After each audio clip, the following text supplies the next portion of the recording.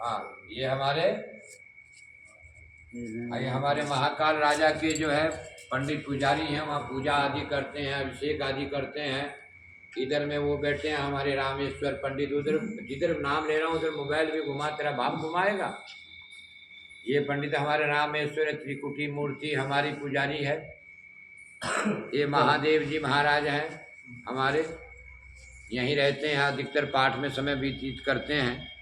और राम इच्छा से ये हमारे बामन खेड़ा बेला खेड़ा के पंडित हैं, जो महाकाल में पूजा आदि करते हैं, अभिषेक आदि करते हैं। और कोई दर्शन फंस जाए उसका दर्शन भी कराते हैं ठाकुर जी का। और यदा कदा मेरे राम इच्छा से लवखेड़ी आश्रम महाराज जी के पास भी मिलने जुलने आ जाते हैं राम इच्छा से। तो बड़ा सुंदर पर्व है। सब श्राद्ध खाए हैं, पूरी साग खाए हैं, ये भगत लोग भरपेट हो गए हैं। इधर ये मेरे भक्तों के लिए हाँ बड़ी सुंदर शिखा रखी है पंडित ने, सिद्ध शिखा है इसकी। शिखा बंधन करता है, शिखा छूट करता है पंडित ये हमारे संदीप जी।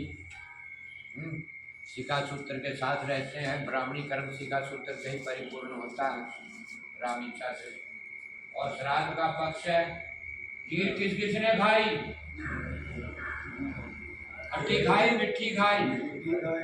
तेरे घर श्राद्ध नहीं था, घर भी नहीं बनाई, हम सब ने खीर खाई, तूने क्यों नहीं खाई? खीर खाना चाहिए, श्राद्ध पक्ष है। श्राद्धों में खीर ही का आनंद है, जिन्हें पूर्वज और पितरों का आना जाना है। और नहीं खाई तो और खिलाए, फिर खीर बनाए। खीर तो खीर है, और श्राद्ध में खीर ही का पर्व है। कागला के खीर, कोई कागला के दे, पर कागला के खीर इन श्राद्धों में, मतलब कागला की उम्र बड़ी होती है, बच्चा भगवान के लाभ। बात कर रहा हूँ इधर बोले तब जो बात करे वो कर ले, तो वहां साइन मोड़ ले, वहीं से खड़ा ले। नहीं अब पितरों को ही क्यों बुलाते हैं? इन्हें गरुड़ जी को नहीं बुलाए, उनको नहीं बुलाए, उनको नहीं बुलाए, किसी देव। मैं तो गया मंदिर दर्शन करने, मैंने कहा खाली खाली क्यों है ये? वहां से हम दिखेंगे रहते तो इतने दूर से झूम करके झूमे नहीं बोलते, आड़ी मननी थी वो फोटो खींचना था। अक्ल देके ब्याह नहीं होगा तुम्हारा। अक्ल दे के थक गए हम, तभी तो कुमारी रह जाओगे। जब अक्ल ही नहीं उतरे तो पढ़ेगा कौन? पढ़ेगा वही जिसे अक्ल उतरे। अभी तक तो कभी का हम कई क्लास पढ़ावा दे, निकाल दे रहे बच्चा, दिख जाएगी नकली। हाँ इधर आप कौवा की बात सुनो। वो क्यों बुलाते हैं? क्योंकि जितने पक्षी हैं, जितने जो भी हैं, उन सबकी आयु कम है, पूरी नहीं। लेकिन कौवा की आयु शतायु है।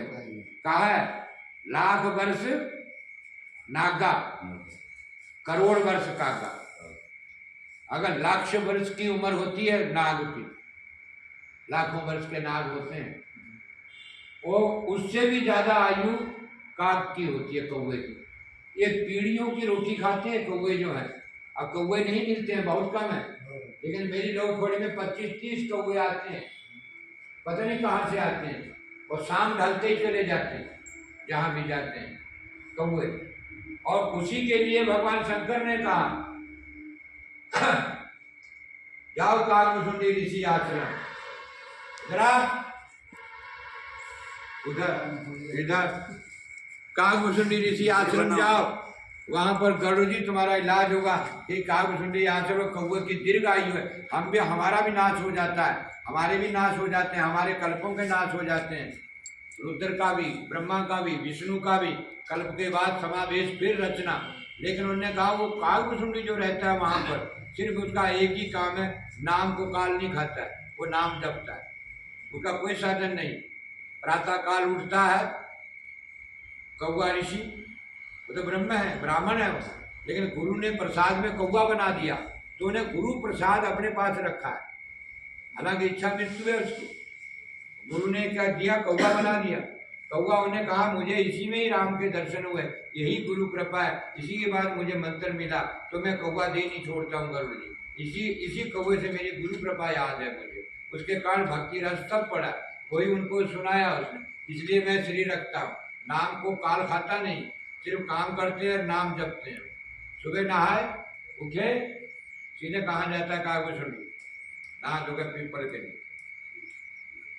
और शंकर जी ने देखा पीपल के नीचे जाए वहां ध्यान आदि करे, आम के नीचे जाए तो मानस पूजा करे, क्या करे। और ये पाकर का वृक्ष लगा है तुम्हारे सामने बेल वाला, ये पाकर के वृक्ष के पास जाए तो वहां पर जप और हवन कर, पीपल के नीचे ध्यान धर। 4 श्रृंग है वो पहाड़, 4 श्रृंगों पे 4 वृक्ष हैं, 4 वृक्षों के बीच में नील कमल करके सरोवर है, बस वहीं रहते हैं।